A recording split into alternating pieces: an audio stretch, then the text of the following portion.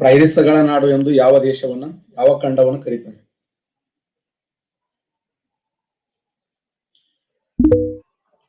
ಯಾವ ಖಂಡವನ್ನ ಪ್ರೈರಿಸಗಳ ನಾಡು ಅಂತ ಕರೀತಾರೆ? ಇರುವಂತ ಉತ್ತರ ಉತ್ತರ ಅಮೆರಿಕ ಖಂಡ. ನೋಡಿ, ಉತ್ತರ ಅಮೆರಿಕ ಖಂಡವನ್ನು ಏನಂತ ಕರೀತಾರೆ ಅಂದ್ರೆ ಪ್ರೈರಿಸಗಳ ನಾಡು ಅಂತ ಕರೀತಾರೆ. ನೋಡಿ, ಉತ್ತರ ಅಮೆರಿಕ ಖಂಡವನ್ನ ಪ್ರೈರಿಸಗಳ ನಾಡು ಅಂತ ಹೇಳಿ ಕರೀತಾರೆ. ಇಂಪಾರ್ಟೆಂಟ್ ಆಗಿರುವಂತ ಪ್ರಶ್ನೆ. ಯಾಕಂದ್ರೆ ಪ್ರೈರಿಸ್ ಅನ್ನುವಂಥದ್ದು ಅಲ್ಲಿ ಕಂಡು ಬರುವಂತ ಪ್ರಸಿದ್ಧವಾಗಿರುವಂತ ಹುಲ್ಲುಗಾವಲು. ಪ್ರೈರಿಸ್ ನಾಡಿನಲ್ಲಿ ಅತ್ಯಂತ ಪ್ರಧಾನವಾಗಿರುವಂತ ಬೆಳೆ ಯಾವುದು? ಗೋಧಿ, ಹತ್ತಿ, ಕಬ್ಬು, ತಂಬಾಕು.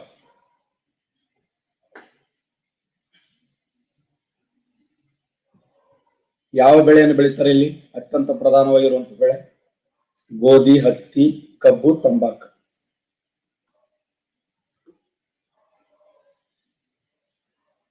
ಸರಿಯಾದಂತ ಉತ್ತರ ಹತ್ತಿ. ನೋಡಿ, ಇಲ್ಲಿ ಅತ್ಯಂತ ಪ್ರಧಾನವಾಗಿ ಗೋಧಿ. ಇಲ್ಲಿ ಅತ್ಯಂತ ಪ್ರಧಾನವಾಗಿರುವಂತ ಬೆಳೆ ಯಾವಂದ್ರ ಗೋಧಿಯನ್ನು ಬೆಳೀತಾರೆ. ಪ್ರೈರಿಸ್ ನಾಡಿನಲ್ಲಿ ಅತ್ಯಂತ ಪ್ರಧಾನವಾಗಿರುವಂತ ಬೆಳೆ ಯಾವ್ದಂದ್ರ, ಈ ಕಡೆ ರಾಕಿ ಪರ್ವತಗಳದಾವೆ, ಇಲ್ಲಿ ಈ ಅಲ್ಫೈನ್ಸ್ ಪರ್ವತಗಳು, ಆ ಅಲ್ಫೈನ್ಸ್ ಪರ್ವತಗಳು, ಮಿಸಿಸಿಪಿ ಪರ್ವತಗಳು, ಈ ಒಂದು ರಾಕಿ ಪರ್ವತಗಳ ಮಧ್ಯದಲ್ಲಿ ಯಾವ ಬೆಳೆಯನ್ನು ಪ್ರಧಾನವಾಗಿ ಬೆಳೀತಾರೆ ಅಂದ್ರೆ ಗೋಧಿ. ಜಗತ್ತಿನ ಅತ್ಯಂತ ದೊಡ್ಡದಾಗಿರುವಂತ ದ್ವೀಪ ಯಾವುದು? ಪ್ರಪಂಚದ ಅತಿ ದೊಡ್ಡ ದ್ವೀಪ ಗ್ರೀನ್ಲ್ಯಾಂಡ್ ದ್ವೀಪ, ಫಿನ್ಲ್ಯಾಂಡ್ ದ್ವೀಪ, ಮಡಗಾಸ್ಕರ, ಪಪ್ಪು ನ್ಯೂ ಗಿನಿಯಾ. ಎಕ್ಸಲೆಂಟ್. ಸರಿಯಾಗಿರುವಂತ ಉತ್ತರ ಗ್ರೀನ್ಲ್ಯಾಂಡ್ ದ್ವೀಪ. ನೋಡಿ, ಜಗತ್ತಿನ ಅತ್ಯಂತ ದೊಡ್ಡದಾಗಿರುವಂತ ದ್ವೀಪ ಯಾವಂದ್ರೆ ಗ್ರೀನ್ಲ್ಯಾಂಡ್. ಪ್ರಪಂಚದ ಅತಿ ದೊಡ್ಡ ದ್ವೀಪ ಯಾವ್ದಂತ ಕ್ವಶನ್ ಆಗಿದೆ, ಗ್ರೀನ್ಲ್ಯಾಂಡ್ ದ್ವೀಪ. ಗ್ರೀನ್ಲ್ಯಾಂಡ್. ಯಾವ ದ್ವೀಪವನ್ನು ಮಸಾಲಿಗಳ ದ್ವೀಪ ಅಂತ ಕರೀತಾರೆ? ಗ್ರೀನ್ಲ್ಯಾಂಡ, ಫಿನ್ಲ್ಯಾಂಡ, ಮಡಗಾಸ್ಕರ್. ಮಸಾಲಿಗಳ ದ್ವೀಪ ಮಡಗಾಸ್ಕರ್. ನೋಡಿ, ಮಡಗಾಸ್ಕರ್ ದ್ವೀಪವನ್ನು ಮಸಾಲಿಗಳ ದ್ವೀಪ ಅಂತ ಕರೀತಾರೆ. ಮಡಗಾಸ್ಕರ್. ಈ ಮಡಗಾಸ್ಕರ್ ದ್ವೀಪವನ್ನು ಏನಂತ ಕರೀತಾರೆ ಅಂದ್ರೆ ಮಸಾಲಿಗಳ ದ್ವೀಪ ಅಂತ ಹೇಳಿ ಗುರುತಿಸ್ತಾರೆ. ಹಿಂದೂ ಮಹಾಸಾಗರದಲ್ಲಿ ಕಂಡು ಬರುತ್ತದೆ. ಹಡ್ಸನ್ ಕೊಲ್ಲಿ ಯಾವ ಸಾಗರದಲ್ಲಿ ಕಂಡು ಬರುತ್ತದೆ? ಹಿಂದೂ ಮಹಾಸಾಗರದಲ್ಲಿ, ಪೆಸಿಫಿಕ್ ಸಾಗರದಲ್ಲಿ, ಅಟ್ಲಾಂಟಿಕ್ ಸಾಗರದಲ್ಲಿ, ಆರ್ಕಟಿಕ್ ಸಾಗರದಲ್ಲಿ. ಹಡ್ಸನ್ ಕೊಲ್ಲಿ ಜಗತ್ತಿನ ಅತ್ಯಂತ ದೊಡ್ಡದಾಗಿರುವಂತ ಕೊಲ್ಲಿ ಅದು. ಪ್ರಪಂಚದ ಅತಿ ದೊಡ್ಡ ಕೊಲ್ಲಿ ಅಂದ್ರೆ ಹಡ್ಸನ್ ಕೊಲ್ಲಿ. ಆ ಹಡ್ಸನ್ ಕೊಲ್ಲಿ ಯಾವ ಸಾಗರ ಅಂದ್ರೆ ಅಟ್ಲಾಂಟಿಕ್ ಸಾಗರದಲ್ಲಿ ಕಂಡು ಬರ್ತದೆ. ನೋಡಿ, ಅಟ್ಲಾಂಟಿಕ್ ಸಾಗರದಲ್ಲಿ. ಪ್ರಪಂಚದ ಅತ್ಯಂತ ದೊಡ್ಡದಾಗಿರುವಂತ ಕೊಲ್ಲಿ ಯಾವ್ದಂದ್ರ ಹಡ್ಸನ್ ಕೊಲ್ಲಿ. ಯಾವ ಸಾಗರದಲ್ಲಿ ಕಂಡು ಬರುತ್ತದೆ ಅಂದ್ರೆ ಅಟ್ಲಾಂಟಿಕ್ ಸಾಗರದಲ್ಲಿ ಕಂಡು ಬರುತ್ತದೆ. ಅಟ್ಲಾಂಟಿಕ್ ಸಾಗರ ಇದೆ ನೋಡಿ. ಈ ಹಡ್ಸನ್ ಕೊಲ್ಲಿ ಇದೆಯಲ್ಲ, ಅಟ್ಲಾಂಟಿಕ್ ಸಾಗರದಲ್ಲಿ ಕಂಡು ಬರ್ತದೆ. ಮೆಕ್ಸಿಕೋ ಎಲ್ಲಿ ಕಂಡು ಬರ್ತಂದ್ರೆ ಇದು ಕೂಡ ಅಟ್ಲಾಂಟಿಕದಲ್ಲಿ ಕಂಡು ಬರ್ತದೆ. ಜಗತ್ತಿನ ಅತ್ಯಂತ ದೊಡ್ಡದಾಗಿರುವಂತ ದ್ವೀಪ ಅಂದ್ರೆ ಗ್ರೀನ್ಲ್ಯಾಂಡ್ ದ್ವೀಪ.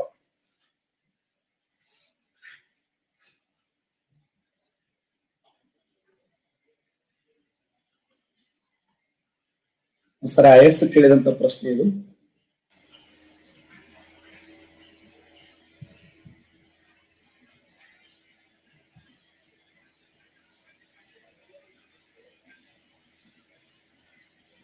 ಲಂಬರ್ ಜಾಕ್ಸ್ ಎಂದರೇನು ಅಂತ ಕ್ವಶನ್ ಕೇಳಿದ ಸರ್. ಲಂಬರ್ ಜಾಕ್ಸ್ ಎಂದರೇನು? ಕೆನಡಾದಲ್ಲಿ ನರಿ ಬೇಟೆಯಾಡುವಂತ ಜನರ ಗುಂಪು, ಕೆನಡಾದಲ್ಲಿ ಮರ ಕಡಿಯುವ ವೃತ್ತಿ ಹೊಂದಿರುವಂತ ಜನರು, ಅಮೆರಿಕದ ಸರೋವರದಲ್ಲಿ ಈಜು ಸ್ಪರ್ಧೆ, ಪೈರಿಸ್ಗಳಲ್ಲಿ ಕುರಿಯನ್ನು ಮೇಯಿಸುವವರು. ಯಾರನ್ನ ಲಂಬರ್ ಜಾಕ್ಸ್ ಅಂತ ಕರೀತಾರೆ? ಲಂಬರ್ ಜಾಕ್ಸ್ ಅಂದ್ರೆ ಯಾರು? ಲಂಬರ್ ಜಾಕ್ಸ್ ಎಂದರೇನು? ಕೆನಡಾದಲ್ಲಿ ನರಿ ಬೇಟೆಯಾಡುವ ಜನರ ಗುಂಪು, ಕೆನಡಾದಲ್ಲಿ ಮರ ಕಡಿಯುವ ವೃತ್ತಿ ಹೊಂದಿರುವ ಜನರು, ಅಮೆರಿಕದಲ್ಲಿ ಸರೋವರದಲ್ಲಿ ಈಜು ಸ್ಪರ್ಧೆ, ಪೈರಿಸ್ಗಳಲ್ಲಿ ಕುರಿಯನ್ನು ಮೇಯಿಸುವವರು.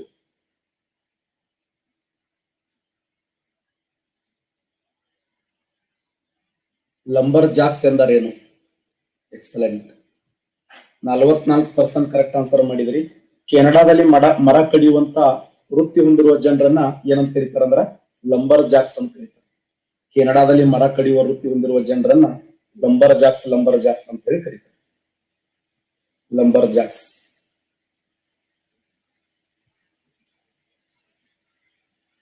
ಬೆಳ್ಳಿ ಉತ್ಪಾದನೆಗೆ ಹೆಸರುವಾಸಿಯಾಗಿರುವಂತ ದೇಶ ಯಾವುದು? ಬೆಳ್ಳಿ ಉತ್ಪಾದನೆಗೆ ಇದು ಕೊಟ್ಟಿದ್ದ ನೋಡಿ ಇಲ್ಲಿ. ಲಂಬರ್ ಜಾಕ್ಸ್ ಅಂದ್ರೆ ಏನು? ಮರ ಕಡಿಯುವಿಕೆ. ಉತ್ತರ ಅಮೆರಿಕದ ಉತ್ತಮ ಸಂಘಟನೆ ವೃತ್ತಿಯಾಗಿದ್ದು ಕೆನಡಾದಲ್ಲಿ ಮರ ಕಡಿಯುವಂತ ವೃತ್ತಿಯನ್ನು ಏನಂತ ಕರೀತಾರೆ ಅಂದ್ರೆ ಲಂಬರ್ ಜಾಕ್ಸ್ ಅಂತ ಕರೀತಾರೆ.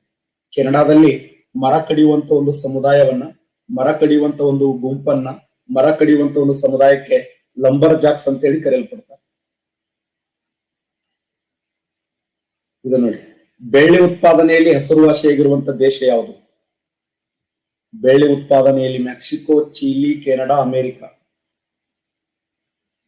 63% ಕರೆಕ್ಟ್ ಆನ್ಸರ್ ಮಾಡಿದಿರಿ.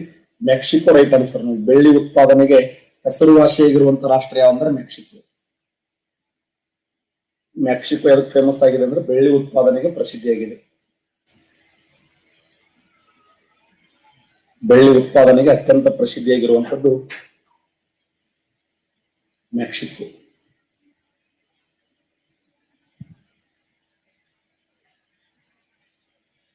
ವಾಟರ್ ಮ್ಯಾನ್ ಎಂದು ಪ್ರಸಿದ್ಧಿಯನ್ನು ಪಡೆದಂತ ಭಾರತೀಯರು ಯಾರನ್ನ ಭಾರತ ದೇಶದಲ್ಲಿ ವಾಟರ್ ಮ್ಯಾನ್ ಅಂತ ಕರೀತಾರೆ?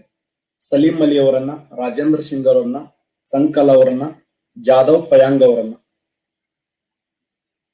ವಾಟರ್ ಮ್ಯಾನ್ ಎಂದು ಪ್ರಸಿದ್ಧಿ ಪಡೆದಂತ ಭಾರತೀಯರು ಯಾರು? ಶಬಾಷ್, 74% ಕರೆಕ್ಟ್ ಆನ್ಸರ್ ಹಾಕಿದ್ದೀರಿ.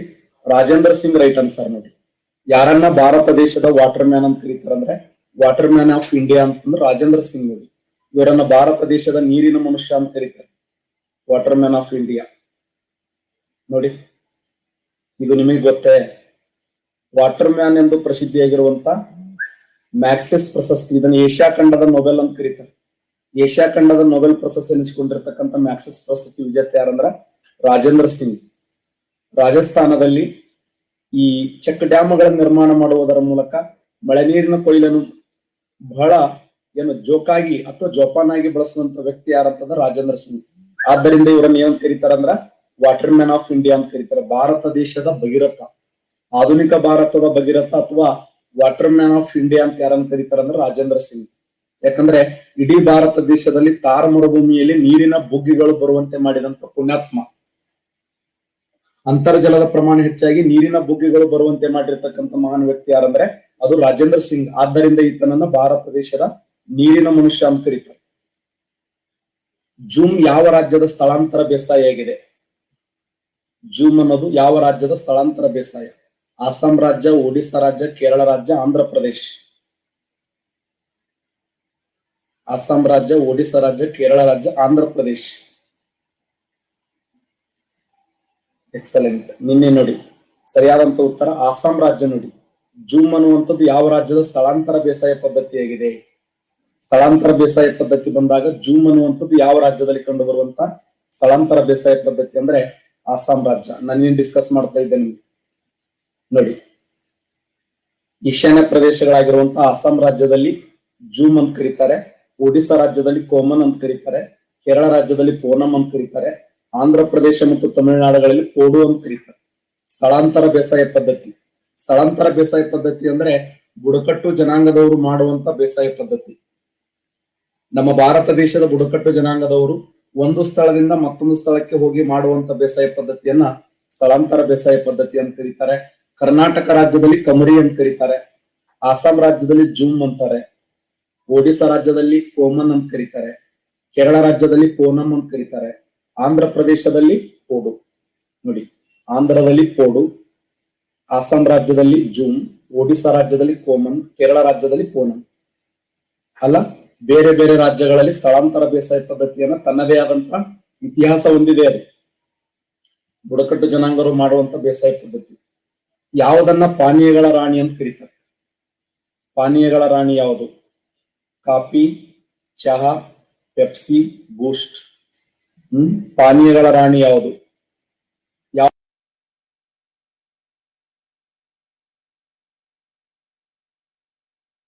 ಪಾನೀಯಗಳ ರಾಣಿ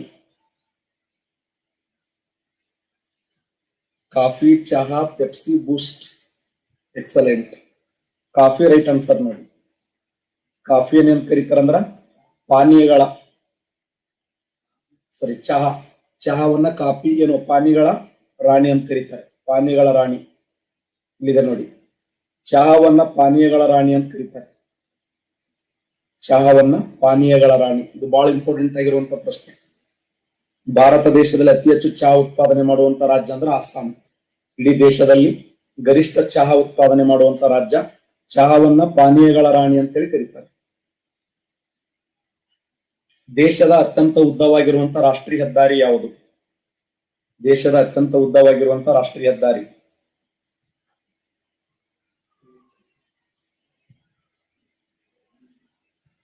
ದೇಶದ ಅತ್ಯಂತ ಉದ್ದವಾಗಿರುವಂತ ರಾಷ್ಟ್ರೀಯ ಹೆದ್ದಾರಿ ಇಲ್ಲಿ NH-13 ಹಾಕೋಣ ಇದನ್ನ.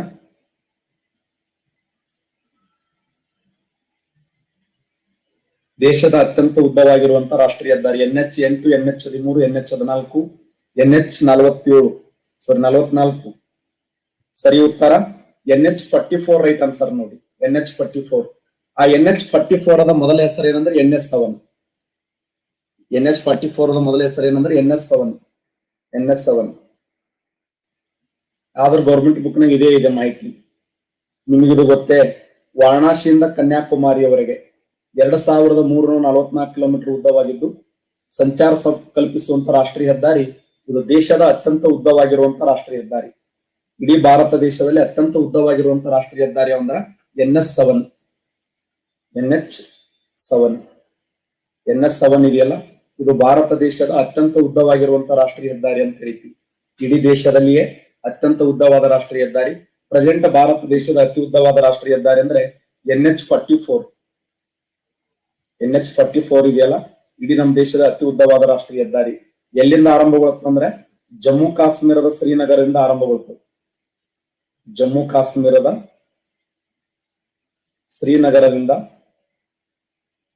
ಶ್ರೀನಗರದಿಂದ ತಮಿಳುನಾಡಿನ ಕನ್ಯಾಕುಮಾರಿ.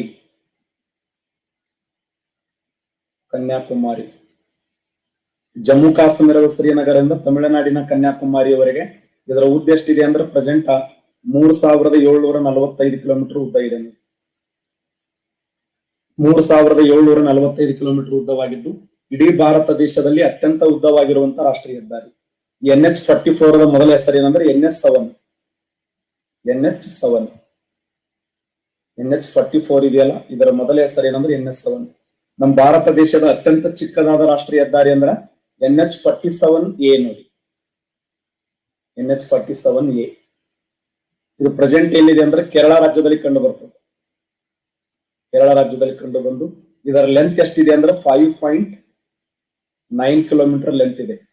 5.9 ಕಿಲೋಮೀಟರ್ ಉದ್ದವಾಗಿದ್ದು ಈ NH47A ಕೇರಳ ರಾಜ್ಯದ ವೆಲ್ಲಿಂಗ್ಟನ್ ಐಸ್ಲ್ಯಾಂಡಿನಿಂದ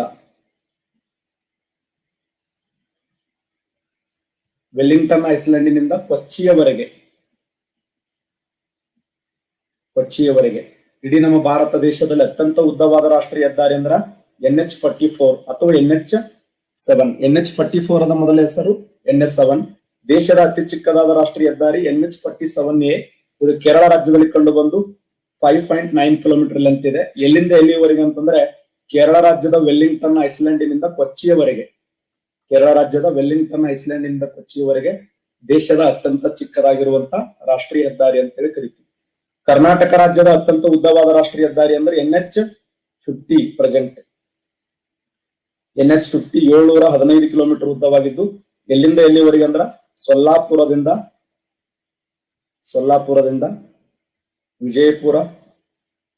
ವಿಜಯಪುರದಿಂದ ಎಲ್ಲಿಯವರೆಗೆ ಅಂದ್ರೆ ಮೂಡಬಿದರಿಯವರೆಗೆ ನೋಡಿ. ಮೂಡಬಿದರಿಯವರೆಗೆ ಕರ್ನಾಟಕ ರಾಜ್ಯದಲ್ಲಿ ಅತ್ಯಂತ ಉದ್ದವಾದ ರಾಷ್ಟ್ರೀಯ ಹೆದ್ದಾರಿ ಅಂದ್ರೆ NH50. ಈ NH50 ಮೊದಲ ಹೆಸರು ಏನಂದ್ರೆ NH13. NH50 ಇದೆಯಲ್ಲ, ಇದರ ಮೊದಲ ಹೆಸರು ಏನಂದ್ರೆ NH13. ಕರ್ನಾಟಕ ರಾಜ್ಯದ ಅತಿ ಉದ್ದವಾದ ರಾಷ್ಟ್ರೀಯ ಹೆದ್ದಾರಿ ಅಂದ್ರೆ NH50 715 ಕಿಲೋಮೀಟರ್ ಉದ್ದವಾಗಿದ್ದು ಸೊಲ್ಲಾಪುರದಿಂದ ವಿಜಯಪುರದವರೆಗೆ ಉದ್ದವಾಗಿದೆ.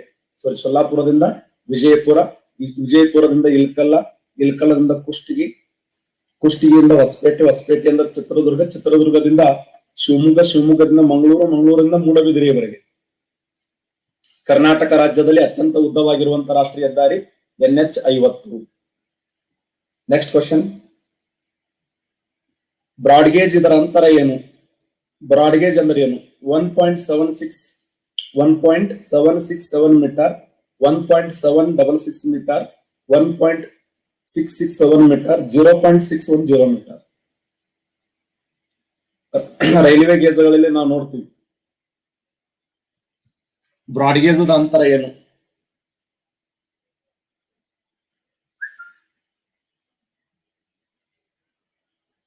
1.676 ಮೀಟರ್ ನೋಡಿ ಬ್ರಾಡ್ಗೇಜ್ ಅಂತರ. ಬ್ರಾಡ್ಗೇಜ್ ಅಂದ್ರೆ ಏನು? ಎರಡು ರೈಲ್ವೆ ಹಳಿಗಳ ನಡುವಿನ ಅಂತರವನ್ನು ಬ್ರಾಡ್ಗೇಜ್ ಅಂತ ಗೇಜ್ ಅಂತ ಕರಿತೀವಿ.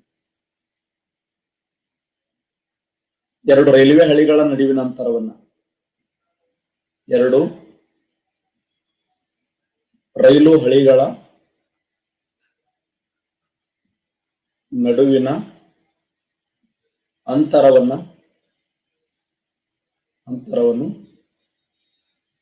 ಗೇಜ್ ಎನ್ನುವರು. ಗೇಜ್ಗಳಲ್ಲಿ ಎಷ್ಟು ಪ್ರಕಾರ ಅಂದ್ರೆ 4 ಪ್ರಕಾರ. Broad gauge, metre gauge, narrow gauge, light gauge. ಗೇಜ್ಗಳಲ್ಲಿ ಎಷ್ಟು ಪ್ರಕಾರ? Broad gauge, metre gauge, narrow gauge, light gauge. Broad gauge ಅಂದ್ರೆ ಏನು? ಎರಡು ರೈಲ್ವೆ ಹಳಿಗಳ ನಡುವಿನ ಅಂತರ, 1.676 ಮೀಟರ್ ಇದ್ರೆ ಬ್ರಾಡ್ ಗೇಜ್. ಒಂದು ವೇಳೆ 1 ಮೀಟರ್ ಕರೆಕ್ಟ್ ಇತ್ತು ಅಂದ್ರೆ ಮೀಟರ್ ಗೇಜ್. ಒಂದು ವೇಳೆ 0.762 ಮೀಟರ್ ಇದ್ರೆ ನ್ಯಾರೋ ಗೇಜ್, 0.610 ಮೀಟರ್ ಇದ್ರೆ ಲೈಟ್ ಗೇಜ್.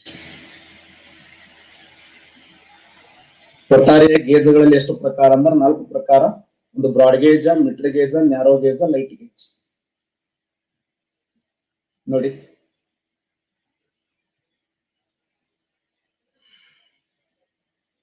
ಬ್ರಾಡ್ ಗೇಜ್ ಅಂದ್ರೆ ಏನು? 1.676 ಮೀಟರ್ ಇದ್ರೆ ಬ್ರಾಡ್ ಗೇಜ್. ಹೈಯೆಸ್ಟ್ ಇದೆ ನಮ್ಮ ದೇಶದಲ್ಲಿ. ಭಾರತ ದೇಶದಲ್ಲಿ ಕಂಡುಬರುವ ಹೈಯೆಸ್ಟ್ ಗೇಜ್ ಯಾವಂದ್ರೆ ಬ್ರಾಡ್ ಗೇಜ್. ಮೀಟರ್ ಗೇಜ್ ಅಂದ್ರೆ ಎಷ್ಟು? ಮೀಟರ್ ಗೇಜ್ ಅಂದ್ರೆ ಕರೆಕ್ಟ್ 1 ಮೀಟರ್ ಇರ್ತದೆ. ಎರಡು ರೈಲ್ವೆ ಹಳಿಗಳ ನಡುವಿನ ಅಂತರ 1 ಮೀಟರ್ ಸುದ್ದಿದ್ದರೆ ಅದನ್ನೇನ್ ಕರಿತೀವಿ? ಮೀಟರ್ ಗೇಜ್ ಅಂತ ಕರಿತೀವಿ. ನ್ಯಾರೋ ಗೇಜ್ ಅಂದ್ರೆ ಎಷ್ಟು? 0.610 ಮೀಟರ್ ಇಂದ 762 ಮೀಟರ್ ವರೆಗೆ ಇತ್ತಂದ್ರ ನ್ಯಾರೋ ಗೇಜ್. ಇನ್ನು ಇತ್ತೀಚೆಗೆ ಹೊಸ ಗೇಜ್ ಅಂದ್ರೆ ಲೈಟ್ ಗೇಜ್ ಅಂತ ಕರಿತೀವಿ. ಆ ಲೈಟ್ ಗೇಜ್ ವ್ಯಾಪ್ತಿ ಎಷ್ಟು ಇರ್ತದೆ? 0.610 ಮೀಟರ್ ಇರುತ್ತೆ. ಭಾರತದಲ್ಲಿ ಮೊದಲ ಜನಗಣತಿ ಆರಂಭಗೊಂಡಂತ ವರ್ಷ, ನಮ್ಮ ದೇಶದಲ್ಲಿ ಯಾವ ವರ್ಷ ಮೊದಲ ಜನಗಣತಿ ಆರಂಭಗೊಂಡಿತ್ತು? 1862, 1872, 1882, 1921. ಯಾವ ವರ್ಷ ಆರಂಭಗೊಂಡಿತ್ತು ಜನಗಣತಿ? ಭಾರತದ ಮೊದಲ ಜನಗಣತಿ ಆರಂಭಗೊಂಡ ವರ್ಷ. ಶಬಾಷ್, ಎಕ್ಸಲೆಂಟ್. 1872 ನೋಡಿ. 1872ರಲ್ಲಿ ದೇಶದಲ್ಲಿ, ಭಾರತ ದೇಶದಲ್ಲಿ ಮೊಟ್ಟ ಮೊದಲ ಬಾರಿಗೆ ಜನಗಣತಿ ಆರಂಭಗೊಂಡ ವರ್ಷ ಯಾವಾಗಂದ್ರ 1872. 1872 ನೋಡಿ.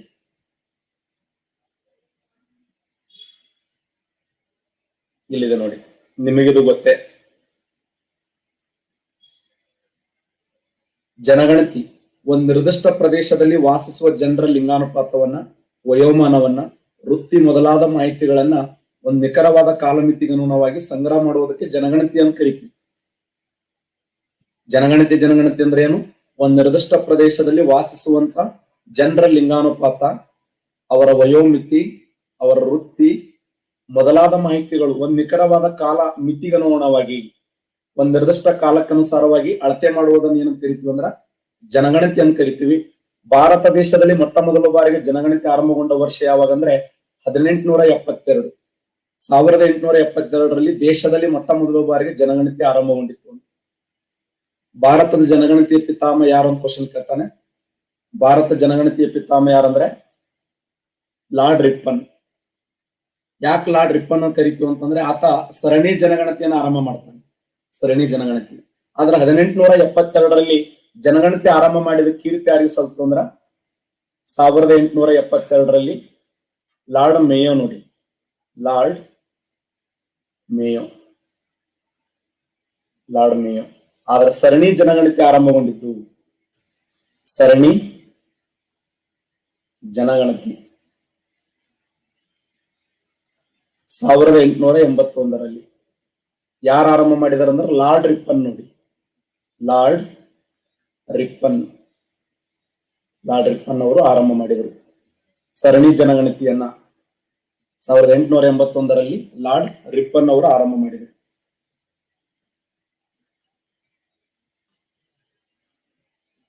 ಕಳೆದ ಕ್ಲಾಸ್ನಲ್ಲಿ ನಾವು ಭಾರತದ ಪ್ರಾಕೃತಿಕ ಲಕ್ಷಣಗಳನ್ನ, ಭಾರತದ ಹಿನ್ನೆಲೆಯನ್ನು ಅಧ್ಯಯನ ಮಾಡಿದ್ದೆವು. ಇವತ್ತ ಭಾರತ ದೇಶದ ಇನ್ನೊಂದು ವಿಶೇಷವಾಗಿರುವಂತ ಚಾಪ್ಟರ್ ಯಾವುದಂದ್ರೆ ಭಾರತ ದೇಶದ ಹವಾಮಾನ ಮತ್ತು ವಾಯುಗುಣ. ಭಾರತದ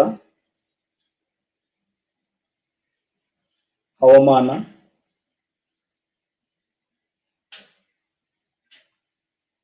ಮತ್ತು ವಾಯುಗುಣ.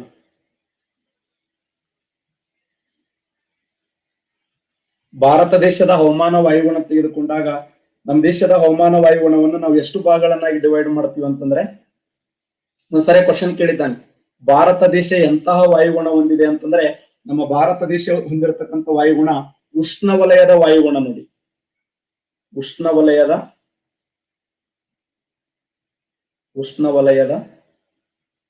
ಮಾನ್ಸೂನ್ ವಾಯುಗುಣ. ಮಾನ್ಸೂನ್ ವಾಯುಗುಣ ಅಂದ್ರೆ ಪ್ರಪಂಚದ ಬೇರೆ ಬೇರೆ ದೇಶಗಳಲ್ಲಿ ಬೇರೆ ತರದ ವಾಯುಗುಣವನ್ನು ನೋಡ್ತೀವಿ. ಈ ಮೆಡಿಟೇರಿಯನ್ ಮಾದರಿ ವಾಯುಗುಣ ಇದೆ, ಟಂಡ್ರಾ ಮಾದರಿ ವಾಯುಗುಣ ಇದೆ. ಪ್ರಪಂಚದ ಬೇರೆ ಬೇರೆ ದೇಶಗಳಲ್ಲಿ, ಜಗತ್ತಿನ ಬೇರೆ ಬೇರೆ ದೇಶಗಳಲ್ಲಿ ಬೇರೆ ಬೇರೆ ತರದ ವಾಯುಗುಣವನ್ನು ನೋಡ್ತೀವಿ.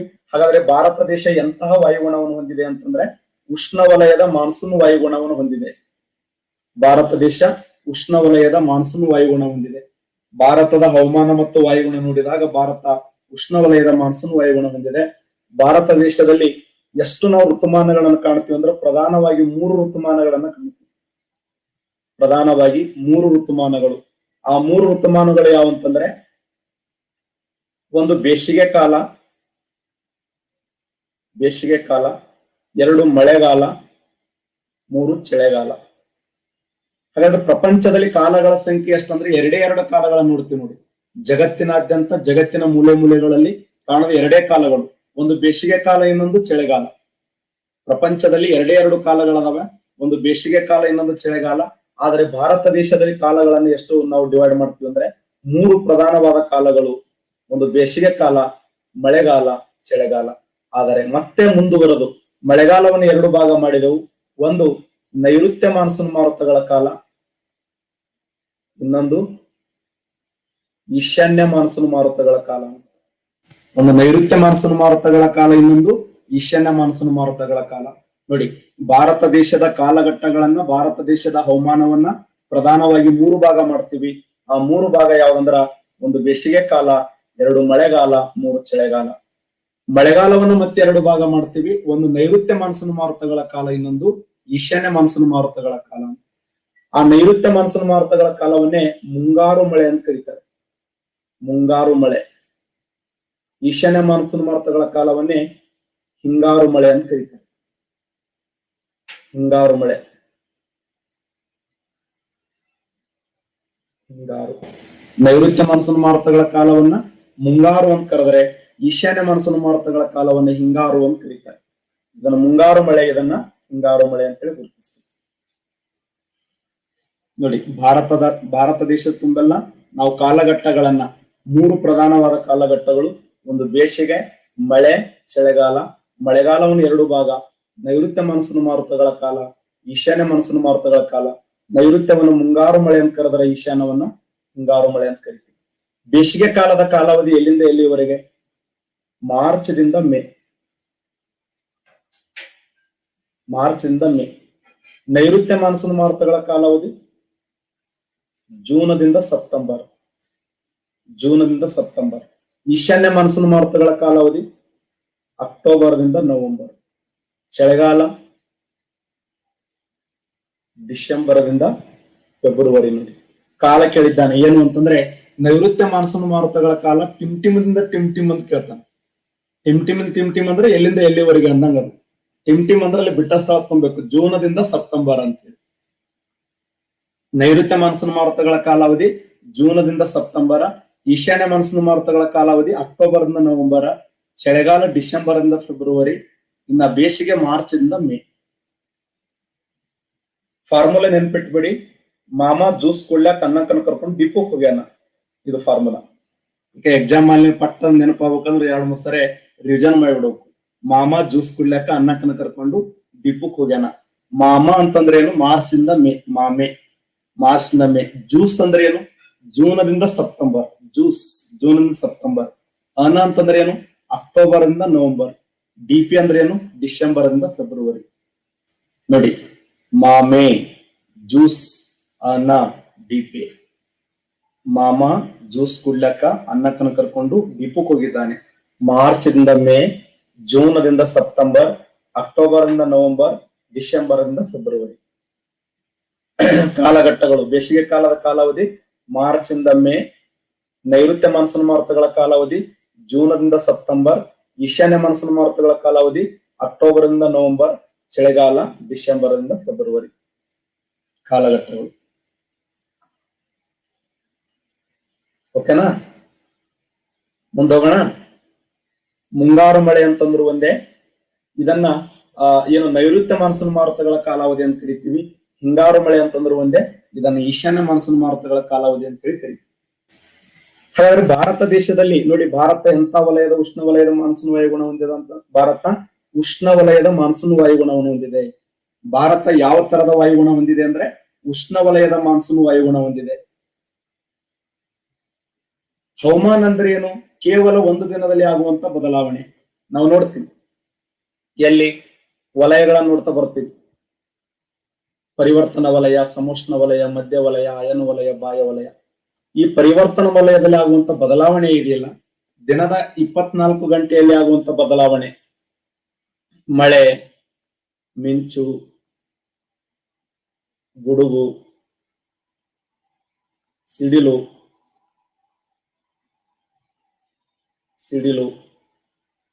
ಆರ್ದ್ರತೆ, ನೀರಾವಿ, ಇವೆಲ್ಲ ಏನಂದ್ರೆ ಪರಿವರ್ತನ ವಲಯದಲ್ಲಿ ಕಂಡು ಬರುವಂತದ್ದು. ಪರಿವರ್ತನ ವಲಯ ಅಂತಂದ್ರೆ ಹವಾಮಾನದ ಘಟಕಾಂಶಗಳು 24 ಗಂಟೆಯಲ್ಲಿ ಬದಲಾವಣೆ ಆಗ್ತಿದ್ರೆ ಅದನ್ನ ಹವಾಮಾನ ಅಂತ ಕರಿತೀವಿ. ಒಂದ್ ನಿರ್ದಿಷ್ಟವಾದ ಸ್ಥಳದಲ್ಲಿ 34ರಿಂದ 50 ವರ್ಷದಲ್ಲಿ ಸರಾಸರಿ ಹವಾಮಾನದ ಮೊತ್ತವನ್ನೇ ವಾಯುಗುಣ ಅಂತ ಕರೀತಾರೆ. ವಾಯುಗುಣ ವ್ಯತ್ಯಾಸ ಇದೆ ನೋಡಿ. ಹವಾಮಾನ ಅಂತಂದ್ರೆ ವೆದರ್ ಅಂತ ಕರಿತೀವಿ. ಹವಾಮಾನವನ್ನು ಕುರಿತು ಅಧ್ಯಯನ ಮಾಡುವ ಶಾಸ್ತ್ರವನ್ನ ಮೆಟರಾಲಜಿ ಅಂತ ಕರೀತಾರೆ. ಹವಾಮಾನವನ್ನು ಕುರಿತು ಅಧ್ಯಯನ ಮಾಡುವ ಶಾಸ್ತ್ರವನ್ನ ಮೆಟರಾಲಜಿ. ನೋಡಿ, ವಾಯುಗುಣವನ್ನು ಕುರಿತು ಅಧ್ಯಯನ ಮಾಡುವ ಶಾಸ್ತ್ರವನ್ನ ಕ್ಲೈಮೆಟಾಲಜಿ ಅಂತ ಕರೀತಾರೆ. ವಾಯುಗುಣವನ್ನು ಕುರಿತು ಅಧ್ಯಯನ ಮಾಡುವ ಶಾಸ್ತ್ರವನ್ನ ಕ್ಲೈಮೆಟಾಲಜಿ, ಹವಾಮಾನವನ್ನು ಕುರಿತು ಅಧ್ಯಯನ ಮಾಡುವ ಶಾಸ್ತ್ರವನ್ನ ಮೆಟ್ರಾಲಜಿ ಅಂತ ಕರೀತಾರೆ. ದಿನದ 24 ಗಂಟೆಯಲ್ಲಿ ಆಗುವಂತ ಬದಲಾವಣೆಯನ್ನ ಹವಾಮಾನ ಅಂತ ಹೇಳಿ ಕರೆಯಲ್ಪಡ್ತೀವಿ. ಹಾಗಾದ್ರೆ ಭಾರತ ದೇಶ ಎಂತ ವಾಯುಗುಣವನ್ನು ಹೊಂದಿದೆ ಅಂದ್ರೆ ಉಷ್ಣವಲಯದ ಮಾನ್ಸೂನ್ ವಾಯುಗುಣವನ್ನು ಹೊಂದಿದೆ. ಭಾರತ ದೇಶ ಉಷ್ಣವಲಯದ ಮಾನ್ಸೂನ್ ವಾಯುಗುಣ ಹೊಂದಿದ್ದು, ನಮ್ಮ ಭಾರತ ದೇಶದಲ್ಲಿ ಬೇಸಿಗೆ ಕಾಲ ಹೆಂಗ ಆರಂಭ ಆಗ್ತದ? ಬೇಸಿಗೆ ಕಾಲದ ವಿಶೇಷ, ಬೇಸಿಗೆ ಕಾಲ ಮಾರ್ಚ್ ಆರಂಭ ಆಗಿ ಮೇದಲ್ಲಿ ಎಂಡ್ ಆಗ್ತದೆ. ಮಾರ್ಚ್ದಿಂದ ಮೇ. ಮಾರ್ಚ್ ತಿಂಗಳದ ಮೊದಲ ವಾರದಲ್ಲಿ ಆರಂಭಗೊಂಡು ಮೇ ತಿಂಗಳದ ಕೊನೆಯ ವಾರದಲ್ಲಿ ಎಂಡ್ ಆಗ್ತದೆ. ಇದನ್ನೇ ಬೇಸಿಗೆ ಕಾಲ ಅಂತ ಕರಿತೀವಿ. ಹಾಗಾದ್ರೆ ಬೇಸಿಗೆ ಕಾಲದ ವಿಶೇಷ ಏನು ನೋಡಿ. ಇಲ್ಲಿ ಸ್ವಲ್ಪ 3 ಡೇಟ್ಗಳನ್ನ ನೆನಪಿಡಬೇಕು ನೀವು. ಸೂರ್ಯನ ಕಿರಣಗಳು ನೋಡಿ, ಮಾರ್ಚ್ 21,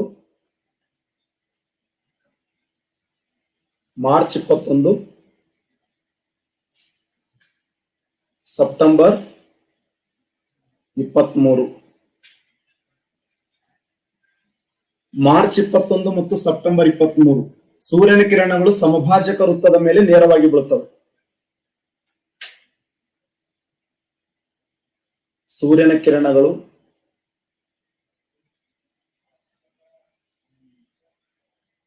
ಸಮಭಾಜಕ ವೃತ್ತದ ಮೇಲೆ ನೇರವಾಗಿ ಬೀಳುವುದು. ಸೂರ್ಯನ ಕಿರಣಗಳು 2 ಡೇಟ್ ಸಮಭಾಜಕ. ಅದಕ್ಕೆ ಕೇಳ್ತಾನೆ ಕ್ವಶನ್, ಭೂಮಿಯ ಮೇಲೆ ಸಮಹಗಲು ಸಮರಾತ್ರಿ ಇರುವಂತ 2 ದಿನಗಳು ಯಾವಂದ್ರೆ ಒಂದು ಮಾರ್ಚ್ 21, ಇನ್ನೊಂದು ಸೆಪ್ಟೆಂಬರ್ 23. ಈ 2 ದಿನಗಳದವಲ್ಲ, ಭೂಮಿಯ ಮೇಲೆ ಸಮಹಗಲು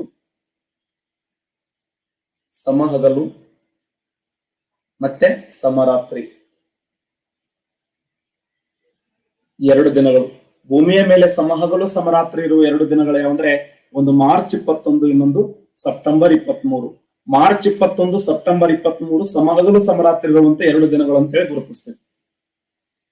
ಸೂರ್ಯನ ಕಿರಣಗಳು ಮಾರ್ಚ್ 21ರಂದು ಸಮಭಾಜಕ ವೃತ್ತದ ಮೇಲೆ ನೇರವಾಗಿ ಬೀಳ್ತವೆ. ನಮ್ಮ ಭಾರತ ದೇಶ ಇಲ್ಲಿದೆ. ಓಕೆ, ಭಾರತ ದೇಶದ ಕೆಳಭಾಗದಲ್ಲಿ ಅಂದ್ರೆ ಸಮಭಾಜಕ ವೃತ್ತದ ಮೇಲೆ ಮಾರ್ಚ್ 21ರಂದು ಸೂರ್ಯನ ಕಿರಣಗಳ ಸಮಭಾಜಕ ವೃತ್ತದ ಮೇಲೆ ನೇರವಾಗಿ ಬೀಳುವುದರಿಂದ ದಕ್ಷಿಣ ಭಾರತದಿಂದ ಉತ್ತರ ಭಾರತಕ್ಕೆ ಹೋದಂತೆ ಉಷ್ಣಾಂಶ ಪ್ರಮಾಣ ಏನಾಗ್ತದೆ ಹೆಚ್ಚಾಗ್ತಾ ಹೋಗ್ತದೆ. ಯಾಕಂದ್ರೆ ನಮ್ಮಲ್ಲಿ ಮಾರ್ಚ್ ಮೊದಲ ವಾರದಲ್ಲಿ ಆರಂಭಗೊಂಡು ಮೇ ಕೊನೆಯ ವಾರದಲ್ಲಿ ಬೇಸಿಗೆ ಎಂಡ್ ಆಗ್ತದೆ. ಯಾಕಂದ್ರೆ ಜೂನ್ ತಿಂಗಳಲ್ಲಿ ಸೂರ್ಯನ ಕಿರಣಗಳು ಕರ್ಕಾಟಕ ಸಂಕ್ರಾಂತಿ ವೃತ್ತದ ಮೇಲೆ ನೇರವಾಗಿ ಬೀಳಬೇಕಲ್ಲ. ಅದಕ್ಕೆ ಮಾರ್ಚ್ 21ರಂದು ಸೂರ್ಯನ ಕಿರಣಗಳು ಸಮಭಾಜಕ ವೃತ್ತದ ಮೇಲೆ ನೇರವಾಗಿ ಬೀಳುತ್ತವೆ. ದಕ್ಷಿಣ ಭಾರತದಿಂದ ಉತ್ತರ ಭಾರತಕ್ಕೆ ಹೋದಂತೆ ಉಷ್ಣಾಂಶ ಪ್ರಮಾಣ ಜಾಸ್ತಿ ಆಗ್ತದೆ. ಈ ಸಮಯದಲ್ಲಿ ನೋಡಿ, ಮಾರ್ಚ್ 21ರಂದು ಸೂರ್ಯನ ಕಿರಣಗಳು ಸಮಭಾಜಕ ವೃತ್ತದ ಮೇಲೆ ನೇರವಾಗಿ ಬೀಳುವುದರಿಂದ ದಕ್ಷಿಣ ಭಾರತದಿಂದ ಉತ್ತರ ಭಾರತಕ್ಕೆ ಹೋದಂತೆ ಉಷ್ಣಾಂಶ ಪ್ರಮಾಣ ಏನಾಗ್ತದೆ ಜಾಸ್ತಿ ಆಗ್ತಾ ಹೋಗ್ತದೆ, ಹೆಚ್ಚಾಗ್ತಾ ಹೋಗ್ತದೆ. ಈ ಸಮಯದಲ್ಲಿ ಈ ರಾಜಸ್ಥಾನದ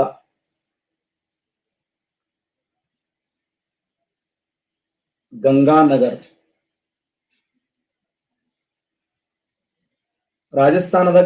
ಅನ್ನುವಂಥ ಸ್ಥಳದಲ್ಲಿ 52 ಡಿಗ್ರಿ ಸೆಲ್ಸಿಯಸ್ ನೋಡಿ. ರಾಜಸ್ಥಾನದ ಗಂಗಾನಗರ್ ಎಂಬ ಸ್ಥಳದಲ್ಲಿ 52 ಡಿಗ್ರಿ ಸೆಲ್ಸಿಯಸ್ ಇಡೀ ಭಾರತ ದೇಶದಲ್ಲಿ ಅತ್ಯಂತ ಹೆಚ್ಚು ಉಷ್ಣಾಂಶ ದಾಖಲಾಗಿರುವಂತ ಸ್ಥಳ. ಭಾರತದಲ್ಲಿ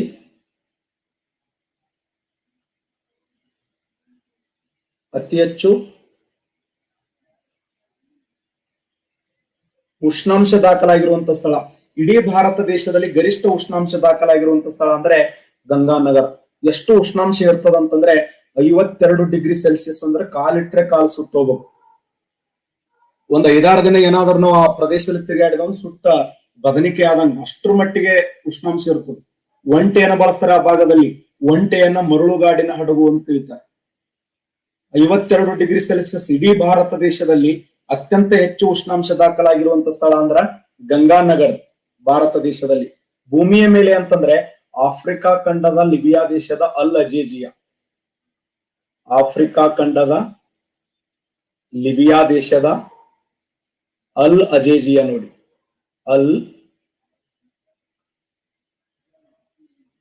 ಆಫ್ರಿಕಾ ಖಂಡದ ಲಿಬಿಯಾ ದೇಶದ ಅಲ್ ಅಜೇಜಿಯಾ ಇದೆಲ್ಲ, ಇದು 57 ಡಿಗ್ರಿ ಸೆಲ್ಸಿಯಸ್ 57 ಡಿಗ್ರಿ ಸೆಲ್ಸಿಯಸ್ ಭೂಮಿಯ ಮೇಲೆ ಅತ್ಯಂತ ಹೆಚ್ಚು ಉಷ್ಣಾಂಶ ದಾಖಲಾಗಿರುವಂತ ಸ್ಥಳ ಅಂದ್ರ ಆಫ್ರಿಕಾ ಖಂಡದ ಲಿಬಿಯಾ ದೇಶದ ಅಲ್ ಅಜೇಜಿಯಾ. 57 ಡಿಗ್ರಿ ಸೆಲ್ಸಿಯಸ್ ಭೂಮಿಯ ಮೇಲೆ ಗರಿಷ್ಠ. ಕರ್ನಾಟಕ ಕರ್ನಾಟಕದಲ್ಲಿ ರಾಯಚೂರು.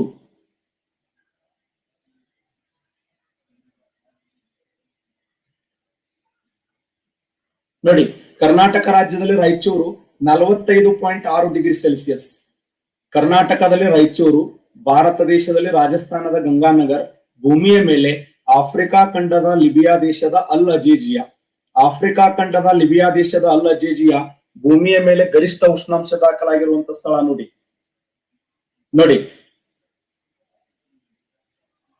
ಮಾರ್ಚ್ ಮೊದಲ ವಾರದಲ್ಲಿ ಆರಂಭಗೊಂಡು ಮೇ ಕೊನೆಯ ವಾರದಲ್ಲಿ ಎಂಡ್ ಆಗ್ತದೆ ಬೇಸಿಗೆ ಕಾಲ. ಮಾರ್ಚ್ ಮೊದಲ ವಾರದಲ್ಲಿ ಆರಂಭಗೊಂಡು ಮೇ ಕೊನೆಯ ವಾರದಲ್ಲಿ ಎಂಡ್ ಆಗ್ತದೆ. ಮಾರ್ಚ್ 21ರಂದು ಸೂರ್ಯನ ಕಿರಣಗಳು ಸಮಭಾಜಕ ವೃತ್ತದ ಮೇಲೆ ನೇರವಾಗಿ ಬೀಳ್ತವೆ. ನಮ್ಮ ಭಾರತ ದೇಶ ಇರೋದು ಇಲ್ಲಿ ಉತ್ತರಾರ್ಧಗೋಳದ ಪೂರ್ವ ಭಾಗದಲ್ಲಿ ಭಾರತ ಇದೆ. ಸೂರ್ಯನ ಕಿರಣಗಳು ಸಮಭಾಜಕ ವೃತ್ತದಿಂದ ಉತ್ತರ ಭಾರತಕ್ಕೆ ಹೋದಂತೆ ಉಷ್ಣಾಂಶ ಪ್ರಮಾಣ ಏನಾಗ್ತದೆ ಜಾಸ್ತಿ ಆಗ್ತದೆ. ಸರ್, ರಾಜಸ್ಥಾನದಲ್ಲಿ ಯಾಕೆ ದಾಖಲಾಯ್ತು? ಹಿಮಾಲಯ ಪರ್ವತಗಳಲ್ಲಿ ದಾಖಲಾಗಬೇಕಿತ್ತಲ್ಲ, ಅಥವಾ ಕರ್ನಾಟಕ ರಾಜ್ಯದಲ್ಲಿ ಅಥವಾ ಕೇರಳದಲ್ಲಿ ದಾಖಲಾಗಬೇಕಿತ್ತಲ್ಲ? ಆಗಲ್ಲ. ಯಾಕಾಗಲ್ಲ ಅಂತಂದ್ರ ಇಲ್ಲಿ ಅರಬ್ಬಿ ಸಮುದ್ರ ಇದೆ, ಇಲ್ಲಿ ಬಂಗಾಳ ಕೊಲ್ಲಿ ಇದೆ, ಇಲ್ಲಿ ಹಿಂದೂ ಮಹಾಸಾಗರ ಇದೆ. ಈ ಅರಬ್ಬಿ ಸಮುದ್ರ, ಬಂಗಾಳ ಕೊಲ್ಲಿ, ಹಿಂದೂ ಮಹಾಸಾಗರಗಳು ದಕ್ಷಿಣ ಭಾರತದ ಮೇಲೆ ಪ್ರಭಾವ ಬೀರ್ತವೆ.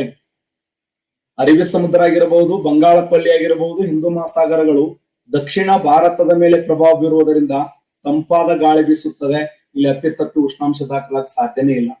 ಸರ್ ಮತ್ತೆ ಹಿಮಾಲಯ ಪರ್ವತದಲ್ಲಿ ಹೈಯೆಸ್ಟ್ ಹಿಮ ಇರ್ತದಲ್ಲಿ, ಹಿಮಾಲಯ ಪರ್ವತದಲ್ಲಿ ಹಿಮ ಇರುವುದರಿಂದ ಸೂರ್ಯನ ಕಿರಣಗಳು ಹಿಮಾಲಯದ ಪರ್ವತದ ಮೇಲೆ ನೇರವಾಗಿ ಬೀಳುವುದರಿಂದ ಹಿಮದ ಮಂಜುಗಡ್ಡೆಗಳ ಕರಗಿ ಹನಿ ಹನಿಯಾಗಿ ಹನಿ ಹನಿಯಾಗಿ ಹನಿ ಹನಿಯಾಗಿ ಹಿಮ ನದಿಗಳಾಗಿ ಹರಿಯುತ್ತವೆ. ಭಾರತ ದೇಶದ ಅತ್ಯಂತ ಉದ್ದವಾಗಿರುವಂತ ಹಿಮ ನದಿ, ನಮ್ಮ ದೇಶದ ಅತಿ ಉದ್ದವಾದ ಹಿಮ ನದಿ ಯಾವುದು? ಎಕ್ಸಲೆಂಟ್, ಸಿಯಾಚಿನ್. ಭಾರತ ದೇಶದ ಅತ್ಯಂತ ಉದ್ದವಾಗಿರುವಂತ ಹಿಮ ನದಿ ಅಂದ್ರೆ ಸಿಯಾಚಿನ್. ಆ ಉದ್ದೇಶಕ್ಕಾಗಿ ಹಿಮಾಲಯ ಪರ್ವತಗಳಲ್ಲಿ ಸೂರ್ಯನ ಕಿರಣಗಳು ಹಿಮದ ಮೇಲೆ ನೇರವಾಗಿ ಬೀಳುವುದರಿಂದ ಹಿಮದ ಮಂಜುಗಡ್ಡೆಗಳು ಕರಗ್ತವೆ. ಆ ಹಿಮದ ಮಂಜುಗಡ್ಡೆಗಳು ಕರಗುವುದರಿಂದ ಸಂಪೂರ್ಣವಾಗಿ ಹಿಮ ನದಿಗಳಾಗಿ ಹರಿತವೆ ಹೊರತು ಅಲ್ಲಿ ಯಾವುದೇ ಸೂರ್ಯನ ಕಿರಣಗಳು ಆ ಭಾಗದಲ್ಲಿ ತನ್ನ ಶಕ್ತಿ ಪ್ರದರ್ಶನ ಮಾಡಕ್ಕಾಗಲ್ಲ. ಆದರೆ ರಾಜಸ್ಥಾನದ ತಾರ್ ಮರುಭೂಮಿ ಇದೆಯಲ್ಲ, ಇದು ಸೂರ್ಯನ ಕಿರಣಗಳನ್ನ ಆಕರ್ಷಣೆ ಮಾಡ್ತದೆ. ಸೂರ್ಯನ ಕಿರಣಗಳನ್ನ ತನ್ನತ್ತ ಆಕರ್ಷಣೆ ಮಾಡಿ ಬಾ ಅಂತಿರ್ತದ. ಬಾ ಬಾ ಬಾ, ನಿನಗಾಗಿ ವೇಟ್ ಮಾಡ್ತಾ ಇದ್ದೇನೆ ಬಾ ಅಂತ. ಹಡದ್ರಲಂಕಾರ ಕಾಲಿಟ್ರೆ ಕಾಲಿ ಧೂಳಿಪಟ ಆಗ್ಬೇಕು. ಸೈಕಲ್ ಮೋಟರ್, ಆಟೋ, ಟೆಮ್ ತಗೊಂಟೆ ಅಂದ್ರೆ ಒಂದ್ 2-3 ದಿನದ ಕಣ್ಣ ಹೋಗಿ ಬರ್ತಿರ್ತ, ಅಷ್ಟು ಬಿಸಿಲಲ್ಲಿ. ಬರೇ ರಾಯಚೂರು ಬಿಜಾಪುರದ ಹೋಗಿ ಬರ್ರಿ ನೀವು, ಅನುಭವ ಆಗ್ಬೇಕಾದ್ರೆ ಅಷ್ಟು ಉಷ್ಣಾಂಶ ಇರ್ತಾನೆ. ತಾರ ಮರುಭೂಮಿ ತಿರುಗಾಡಿದ್ರ ಸುಟ್ಟ ಹೋಗ್ತೀವಿ ನಾವು. 2-3 ದಿನದ ಕರೆಂಟ್ ಹೊಡೆದ ಕಾಯಿ ಆದಂಗ, ಸುಟ್ಟು ಬದಲಿಕಾಯಿ ಆದಂಗ ಬ್ಯಾಟ್ರಿ ಚುಡಿಕಾಡ್ಬೇಕು. ಎಲ್ಲಿದೆ ಇಲ್ಲಿ ಅಂದಾಗ ಅಣ್ಣ ಇಲ್ಲೇ ಅದೇನ್ರಿ ಅಂತ ಒಟ್ಟ ಕಾಣಲಾಗಿಲ್ಲ, ಬರೀ ಹಲ್ ಕಾಣ್ಲಾಕತ್ತವಲ್ಲ ಅಂತ. ತಲೆ ಮತ್ತು ಏನು ಮುಖ ಒಂದೇ ಆಗಿಬಿಡ್ತು, ಏಕಲಾಕದು. ಅಷ್ಟು ಉಷ್ಣಾಂಶ ನೋಡಿ ಭಾರತ ದೇಶ. ಅದಕ್ಕೆ ಉಪಖಂಡ ಅಂತ ಕರಿತೀವಿ. ಒಂದು ವಿಶೇಷ ಏನಂತಂದ್ರೆ ತಾರ್ ಮರುಭೂಮಿಯ, ಭಾರತ ದೇಶದಲ್ಲಿ ತಾರ್ ಮರುಭೂಮಿಯ ಗಂಗಾನಗರದಲ್ಲಿ ಇಷ್ಟು ಉಷ್ಣಾಂಶ ದಾಖಲಾದರೆ ಇಲ್ಲಿಂದ ಕೇವಲ ಕೆಲವೇ ಕಿಲೋಮೀಟರ್ ದೂರದಲ್ಲಿ 700 ಕಿಲೋಮೀಟರ್ ಅಂತರದಲ್ಲಿ ಇಲ್ಲಿ ಒಂದು ಸ್ಥಳ ಇದೆ, ಡ್ರಾಸ್ ಅನ್ನುವಂತ ಸ್ಥಳ. ಈ ಡ್ರಾಸ್ ಸ್ಥಳದಲ್ಲಿ -42 ಡಿಗ್ರಿ ಸೆಲ್ಸಿಯಸ್, -10 to -42. ಇಲ್ಲಿ 52 ಡಿಗ್ರಿ ಸೆಲ್ಸಿಯಸ್, ಇಲ್ಲಿ -42 ಡಿಗ್ರಿ ಸೆಲ್ಸಿಯಸ್. ಒಂದ್ ಕಡೆ ಕಾಲಿಟ್ರೆ ಕಾಲ್ ಸುಟ್ಟು ಹೋಗ್ತದೆ, ಇನ್ನೊಂದ್ ಕಡೆ ಕಾಲಿಟ್ರೆ ಕಾಲ್ ಕೊಳತ್ ಹೋಗ್ತದೆ, ಅಷ್ಟು ತಂಪು. ನೋಡಿ ಒಂದ್ ಕಡೆ ಅದಕ್ಕೆ ಭಾರತವನ್ನು ಉಪಖಂಡ ಅಂತ ಯಾಕೆ ಕರೆದ್ರಂದ್ರೆ, ಒಂದ್ ಕಡೆ ಕಾಲಿಟ್ರೆ ಕಾಲ್ ಸುಟ್ಟು ಹೋಗ್ಬೇಕು, ಕಣ್ಣ ಹೊಗಿ ಬರ್ತದೆ. ಇಲ್ಲಿ ಏನಾದ್ರು 10 ನಿಮಿಷ ಈ ತರ ಡ್ರೆಸ್ ಹಾಕೊಂಡ್ ಕುಂತಾರೆ ಒಂದ್ 15-20 ನಿಮಿಷ ಸೆಟಿ ಬ್ಯಾನ್ ಮನ್ಸ್ ಹೋಗ್ತೀವಿ. ರಿಯಲ್ ಸೆಲ್ಫಿ ಬರ್ತವೆ. ಈ ಸೆಲ್ಫಿ ತಗೊಳಕ್ ನೋಡ್ರಿ ನೀವು, ನಮೂನಿ ಕಣ್ಣು ಒಂದ್ ನಮೂನಿ ಮಾಡಿ, ಕಿವಿ ಒಂದ್ ನಮೂನಿ ಮಾಡಿ, ನಾಲಿಗೆ ಒಪ್ಪಾರ ತೆಗೆದು ಈ ತರ ಸೆಲ್ಫಿ ತಗೋತಾರ. ಆ ರಿಯಲ್ ಸೆಲ್ಫಿ ಬರೋದು ಡ್ರಾಸ್ ದಲ್ಲಿ. ಅಷ್ಟು ತಂಪಾಗಿರುವಂತ ಸ್ಥಳ ಯಾವ್ದಂದ್ರೆ ಜಮ್ಮು ಕಾಶ್ಮೀರದ ಡ್ರಾಸ್ ಅನ್ನುವಂತ ಸ್ಥಳ ಅಲ್ಲ. ಯಾರವ ನಿಮ್ಮ ಏನೋ ನಿಮ್ಮ ಮಾಯಿ. ಎಸ್ ನೋಡಿ, ಅಷ್ಟು. ಅದಕ್ಕೆ ಭಾರತ ದೇಶವನ್ನು ಯಾಕೆ ಉಪಖಂಡ ಅಂತ ಕರಿತೀವಿ ಅಂದ್ರೆ, ಈ ಪ್ರದೇಶದಲ್ಲಿ ಹಿಂಗಿದ್ರೆ ಆ ಪ್ರದೇಶದಲ್ಲಿ ಹಂಗ. ಅದೇನೇ ಇರ್ಲಿ, ನಾ ಬೇಸಿಗೆ ಬಗ್ಗೆ ಮಾತಾಡ್ತಾ ಇದ್ದೇನೆ.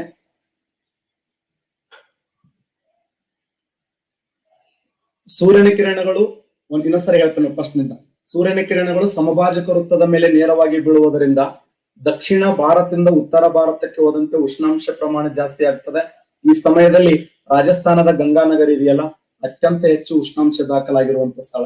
ಕರ್ನಾಟಕ ರಾಜ್ಯದಲ್ಲಿ ರಾಯಚೂರು ಆದರೆ ಭೂಮಿಯ ಮೇಲೆ ಆಫ್ರಿಕಾ ಖಂಡದ ಲಿಬಿಯಾ ದೇಶದ ಅಲ್ ಅಜೇಜಿಯಾ, ಈ 3 ಸ್ಥಳಗಳು ಭೂಮಿ ಮೇಲೆ ಭಾರತ ದೇಶದಲ್ಲಿ, ಕರ್ನಾಟಕ ರಾಜ್ಯದಲ್ಲಿ. ಈ ಸಂದರ್ಭದಲ್ಲಿ ಎಂತ ಮಾರುತಗಳು ಬೀಸ್ತವೆ? ಆನ್ಸರ್ ಮಾಡಿ ನೋಡೋಣ.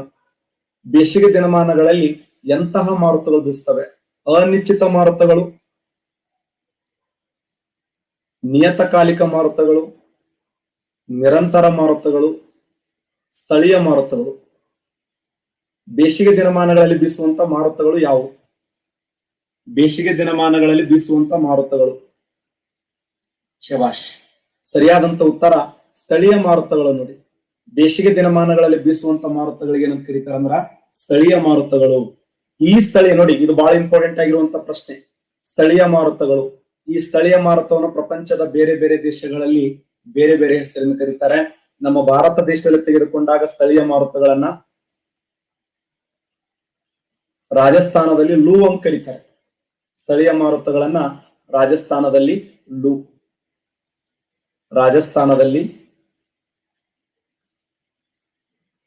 ಲೂ ಅಂತ ಕರೀತಾರೆ. ಸ್ಥಳೀಯ ಮಾರುತ ರಾಜಸ್ಥಾನದಲ್ಲಿ ಲೂ ಅಂತ ಕರೀತಾರೆ. ಪಂಜಾಬದಲ್ಲಿ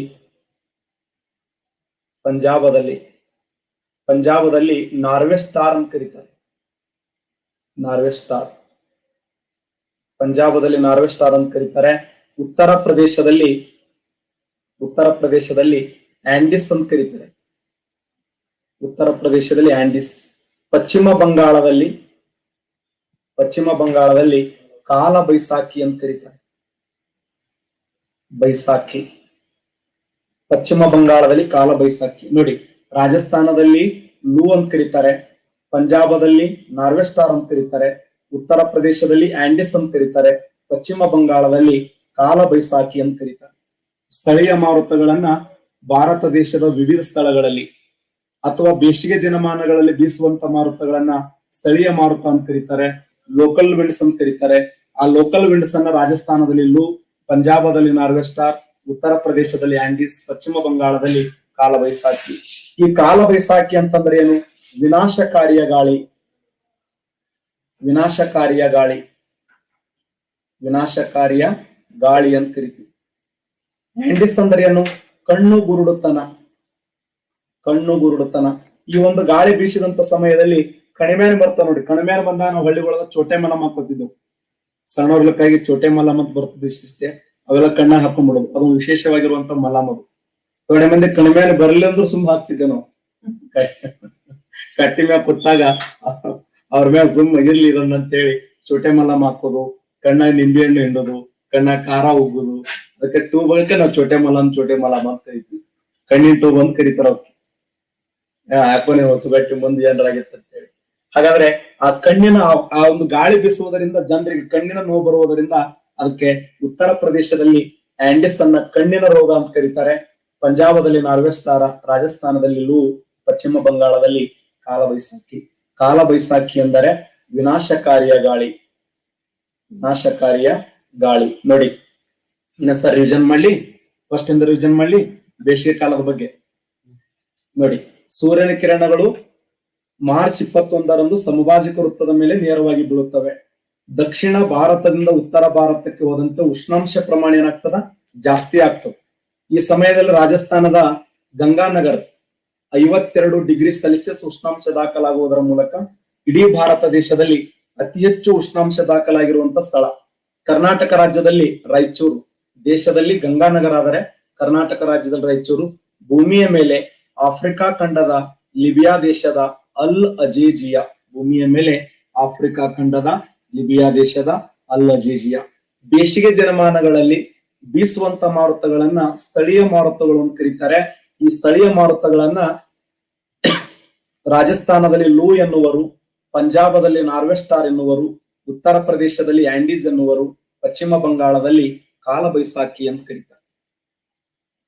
ರಾಜಸ್ಥಾನದಲ್ಲಿ ಲೂ, ಪಂಜಾಬದಲ್ಲಿ ನಾರ್ವೆಸ್ಟಾರ್, ಉತ್ತರ ಪ್ರದೇಶದಲ್ಲಿ ಆಂಡೀಸ್, ಪಶ್ಚಿಮ ಬಂಗಾಳದಲ್ಲಿ ಕಾಲ ಬೈಸಾಖಿ ಅಂತ ಹೇಳಿ ಕರೆಯಲ್ಪಡ್ತಾರೆ. ಬಹಳ ಇಂಪಾರ್ಟೆಂಟ್ ಆಗಿರುವಂತ ಪಾಯಿಂಟ್ ಏನು ಅಂದ್ರೆ, ಈ ಸ್ಥಳೀಯ ಮಾರುತಗಳು ಬೇಸಿಗೆ ದಿನಮಾನಗಳಲ್ಲಿ ಮಳೆಯನ್ನು ತರಿಸ್ತವೆ. ಆ ಮಳೆಗೆ ಏನಂತ ಕರೀತಾರಂದ್ರ ಪರಿಸರಣ ಮಳೆ ಎನ್ನುವರು. ಪರಿಸರಣ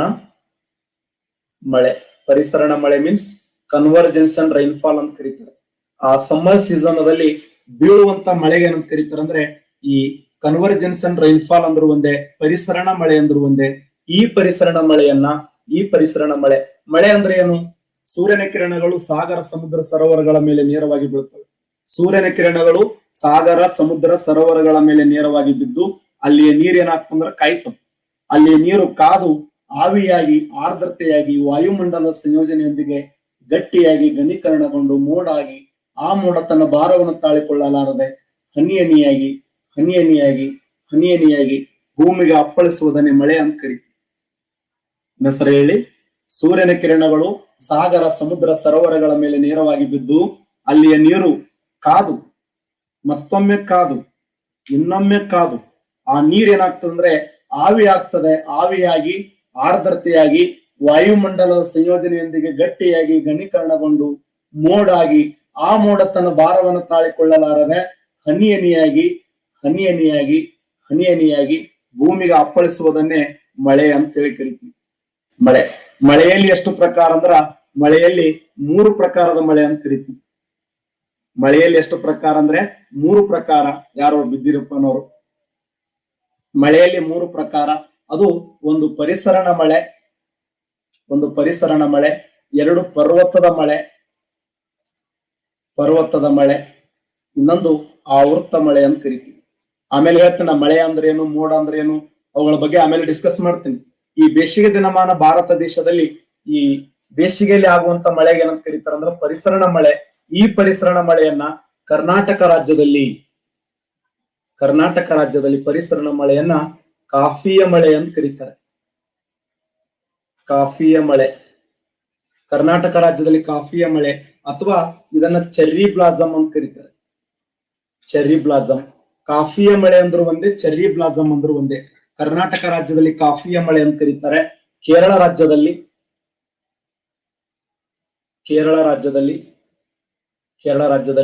ಮಾವಿನ ಹೂಮಳೆ ಅಂತ ಕರೀತಾರೆ. ಮಾವಿನ ಹೂಮಳೆ,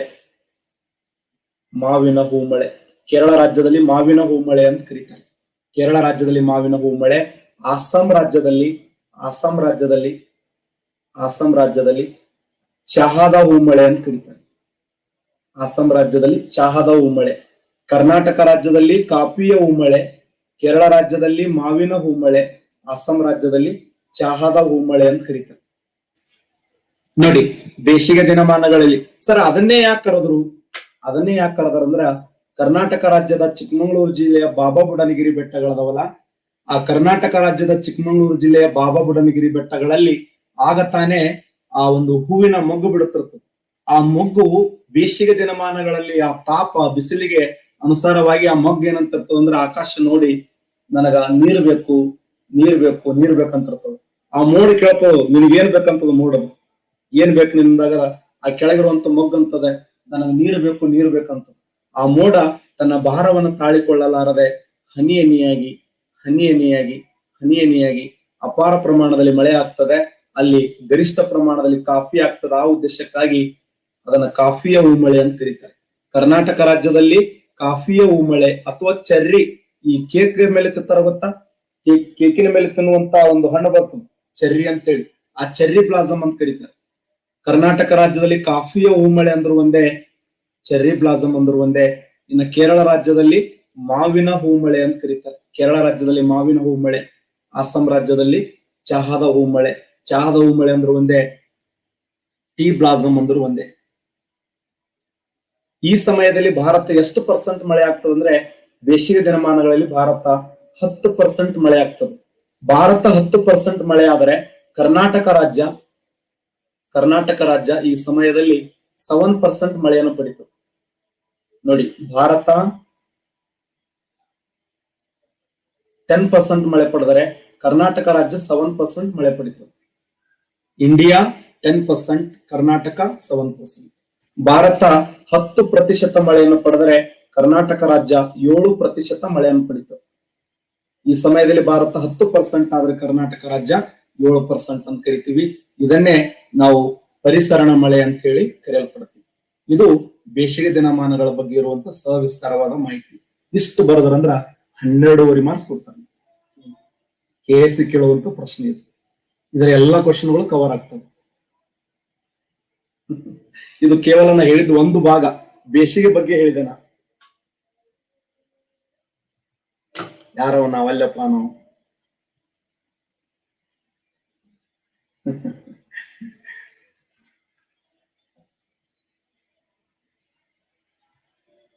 ಅರ್ಥ ಆಯ್ತಾ? ಇನ್ನೊಂದ್ಸರಿ ಹೇಳಿ, ಇನ್ನೊಂದ್ಸರಿ ರಿಪೀಟ್ ಮಾಡಿ, ಇನ್ನೊಂದ್ಸರಿ ಲಾಸ್ಟ್, ಇನ್ನೊಂದ್ಸರಿ ರಿಪೀಟ್ ಮಾಡಿ ಮುಂದೆ ಹೋಗ್ತೀನಿ.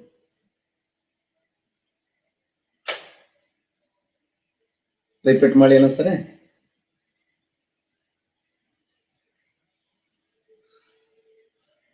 ನೋಡಿ, ಭಾರತ ದೇಶ ಎಂತ ಒಂದು ಉಷ್ಣಾಂಶ ಹೊಂದಿದೆ ಅಂತಂದ್ರೆ, ಯಾವ ಒಂದು ಹವಾಮಾನವನ್ನು ಹೊಂದಿದೆ ಅಂದ್ರೆ ಉಷ್ಣವಲಯದ ಮಾನ್ಸೂನ್ ವಾಯುಗುಣವನ್ನು ಹೊಂದಿದೆ. ಭಾರತ ದೇಶ ಉಷ್ಣವಲಯದ ಮಾನ್ಸೂನ್ ವಾಯುಗುಣ ಹೊಂದಿದ್ದು, ಭಾರತ ದೇಶದ ಕಾಲಘಟ್ಟಗಳನ್ನ, ಭಾರತ ದೇಶದ ಹವಾಮಾನದ ಘಟ್ಟಗಳನ್ನ ಎಷ್ಟು ಭಾಗಗಳನ್ನಾಗಿ ವಿಂಗಡಿಸ್ತೀವಿ ಅಂದ್ರೆ 3 ಭಾಗಗಳನ್ನಾಗಿ ವಿಂಗಡಿಸ್ತೀವಿ. ಒಂದು ಬೇಸಿಗೆ ಕಾಲ, 2 ಮಳೆಗಾಲ, 3 ಚಳಿಗಾಲ. ಬೇಸಿಗೆ ಕಾಲದ ಕಾಲಾವಧಿ ಮಾರ್ಚ್ ದಿಂದ ಮೇ. ಮಳೆಗಾಲವನ್ನು 2 ಭಾಗ ಮಾಡ್ತೀವಿ, ಒಂದು ನೈಋತ್ಯ ಮಾನ್ಸೂನ್ ಮಾರುತಗಳ ಕಾಲ, ಇನ್ನೊಂದು ಈಶಾನ್ಯ ಮಾನ್ಸೂನ್ ಮಾರುತಗಳ ಕಾಲ ಅಂತೇಳಿ. ಚಳಿಗಾಲ ಡಿಸೆಂಬರ್ ದಿಂದ ಫೆಬ್ರವರಿ. ಈ ಮಳೆಗಾಲವನ್ನು ಎರಡು ಭಾಗ, ನೈಋತ್ಯ ಅಂತಂದ್ರೆ ಮುಂಗಾರು ಮಳೆ, ಈಶಾನ್ಯ ಅಂತಂದ್ರೆ ಹಿಂಗಾರು ಮಳೆ. ಮುಂಗಾರು ಮಳೆಯ ಕಾಲಾವಧಿ ಜೂನ್ದಿಂದ ಸೆಪ್ಟೆಂಬರ್ ಆದರೆ ಹಿಂಗಾರು ಕಾಲಾವಧಿ ಅಕ್ಟೋಬರ್ ಇಂದ ನವೆಂಬರ್. ನೋಡಿ, ಬೇಸಿಗೆ ಮಾರ್ಚ್ ದಿಂದ ಮೇ, ನೈಋತ್ಯ ಜೂನ್ದಿಂದ ಸೆಪ್ಟೆಂಬರ್, ಈಶಾನ್ಯ ಅಕ್ಟೋಬರ್ ಇಂದ ನವೆಂಬರ್, ಚಳಿಗಾಲ ಡಿಸೆಂಬರ್ ದಿಂದ ಫೆಬ್ರವರಿ. ಮಾರ್ಚ್ ಇಂದ May, June September, October November, December ಇಂದ ಫೆಬ್ರವರಿ. 4 ಕಾಲಘಟ್ಟಗಳನ್ನಾಗಿ ಮಾಡ್ತೀವಿ. ಏನ್ ನೆನ್ಪಿಡ್ಬೇಕಂದ್ರ ಮಾಮ ಜ್ಯೂಸ್ ಕುಡ್ಲ ಕನ್ನ ಕರ್ಕೊಂಡು ಡಿಪೋಕ್ ಹೋಗ್ಯಾನ. ಜ್ಯೂಸ್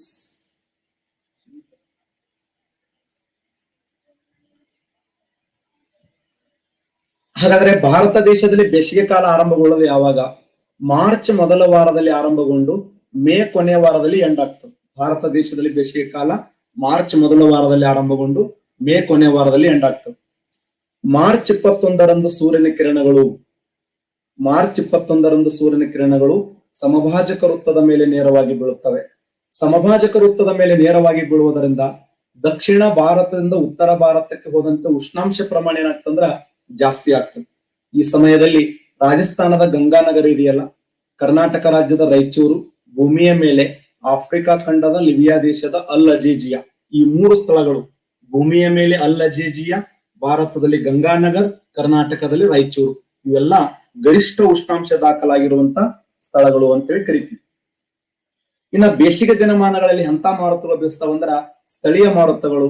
ಆ ಸ್ಥಳೀಯ ಮಾರುತವನ್ನು ರಾಜಸ್ಥಾನದಲ್ಲಿ ಲೂ ಅಂತ ಕರೀತಾರೆ, ಪಂಜಾಬದಲ್ಲಿ ನಾರ್ವೆಸ್ಟಾರ್ ಅಂತ ಕರೀತಾರೆ, ಉತ್ತರ ಪ್ರದೇಶದಲ್ಲಿ ಆಂಡಿಸ್ ಅಂತ ಕರೀತಾರೆ, ಪಶ್ಚಿಮ ಬಂಗಾಳದಲ್ಲಿ ಕಾಲ ಬೈಸಾಖಿ ಅಂತ ಕರೀತಾರೆ. ಕಾಲ ಬೈಸಾಖಿ ಎಂದರೆ ವಿನಾಶಕಾರಿಯ ಗಾಳಿ, ಆಂಡಿಸ್ ಅಂದರೆ ಕಣ್ಣು ಗುರುಡುತನ. ಈ ಸ್ಥಳೀಯ ಮಾರುತಗಳು ಹೊತ್ತು ತರುವಂತ ಮಳೆಗೆ ಏನ್ ಕರೀತಾರೆ ಅಂದ್ರೆ ಪರಿಸರಣ ಮಳೆ ಅಂತ ಕರೀತಾರೆ. ಪರಿಸರಣ ಮಳೆ. ಈ ಪರಿಸರಣ ಮಳೆಯನ್ನ ಕರ್ನಾಟಕ ರಾಜ್ಯದಲ್ಲಿ ಕಾಫಿಯ ಮಳೆ, ಕೇರಳದಲ್ಲಿ ಮಾವಿನ ಮಳೆ, ಅಸ್ಸಾಮದಲ್ಲಿ ಚಹಾದ ಮಳೆ ಅಂತ ಕರೀತಾರೆ. ಈ ಸಮಯದಲ್ಲಿ ಭಾರತ 10% ಮಳೆ ಪಡೆದ್ರೆ ಕರ್ನಾಟಕ ರಾಜ್ಯ 7% ಮಳೆ ಪಡೀತದೆ. ಇಷ್ಟೇ ಈ ಒಂದು ಬೇಸಿಗೆ ಕಾಲದ ಬಗ್ಗೆ. ಈ ಸಮಯದಲ್ಲಿ ಭಾರತ 10%, ಆದ್ರೆ ಕರ್ನಾಟಕ 7%. ಯಾರು ಹೇಳ್ತಾರೆ ಬೇಸಿಗೆ ಬಗ್ಗೆ? 4 ರಿಂದ 5 ಸಾವಿರ